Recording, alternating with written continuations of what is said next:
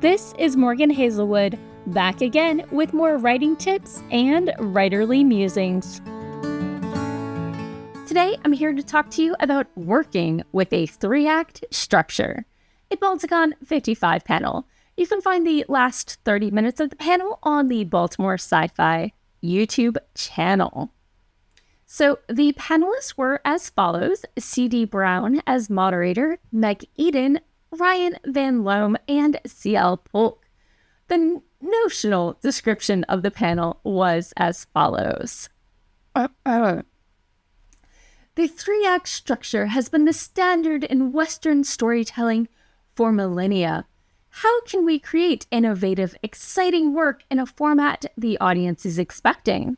How do we make the middle part powerful and lasting when the most attention-grabbing moments are at the beginning and the end?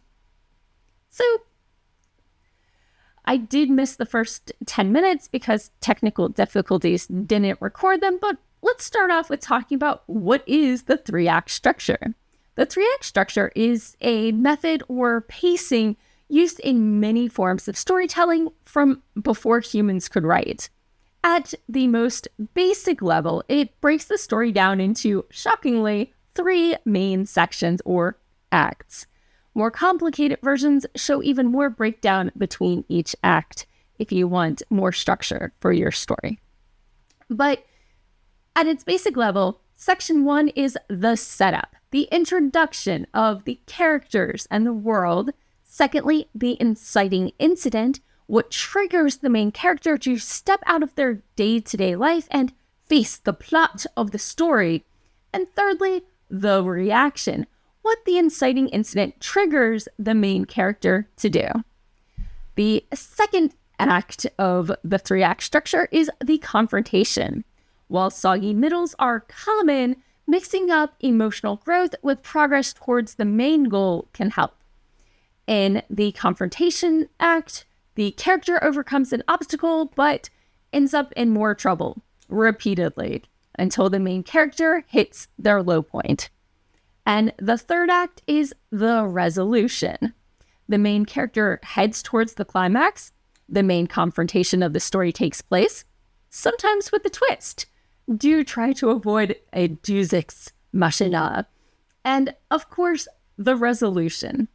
So, do you have to have your book outlined with all these plot points before you can write? Of course not. It's writing. So, next, the panel asks the panelist, where do you start your story? One of the writers said that they start with an interesting character who lives with an interesting situation and has an interesting problem due to an interesting, quote-unquote, internal screw-up, with an interesting trait thrown in there for flavor, with world building working like creating a gaming world, only with trade-offs instead of game mechanics. Some start with just a character's voice with an image or sense of who they are and the setting. Then the writer works out who that character is fighting against, and the ongoing character development leads to that moment in Act 3 that the character couldn't have achieved in Act 1. Some start with, shockingly, an interesting character and situation, often triggered by questions the writer themselves is struggling with, or problems/memories the writer can't get over. All of that creates tension/unresolved conflict and elements of a character for the writer to connect to. You notice all of these involve something that's interesting for the writer. But do note, all stories need world building, be they fantasy or the world of chess players.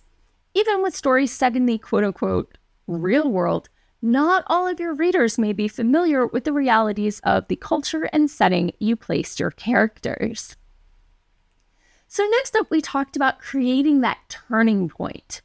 There are obviously many different approaches to creating that turning point and variations on the philosophy that a writer uses to bring the main characters there, because we're writers and we all do it different.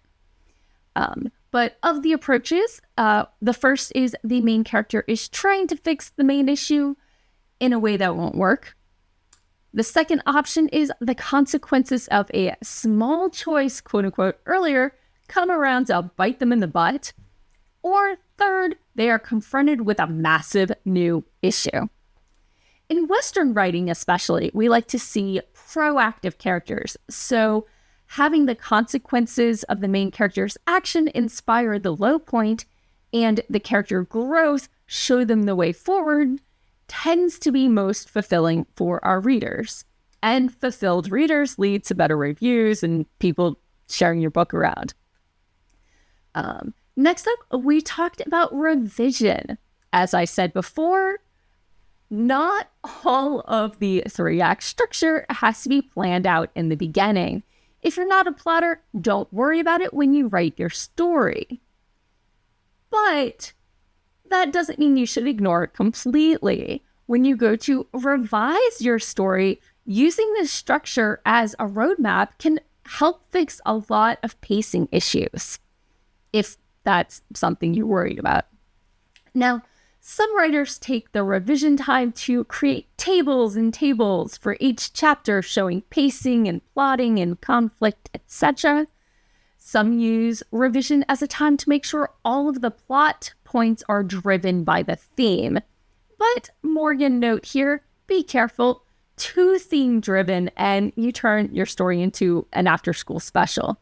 Readers do not need to be clobbered over the head in order to find your theme. They're smarter than you think. Plus, in revision, there's always that language editing, making sure the phrasing and word choices fit your world and making sure to differentiate characters' dialogue, etc.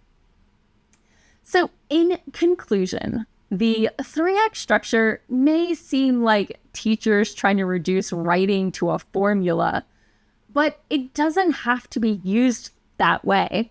You can use it as lightly or as strictly as you'd like, but the trade-off for steady pacing and keeping your readers engaged is often worth it. And that's all for today. Thanks for listening. If you enjoyed this episode, hit that subscribe button and share it with all your friends. It goes a long way towards helping people find me. And I'll be back again next Monday with more writing tips and writerly musings. Bye-bye.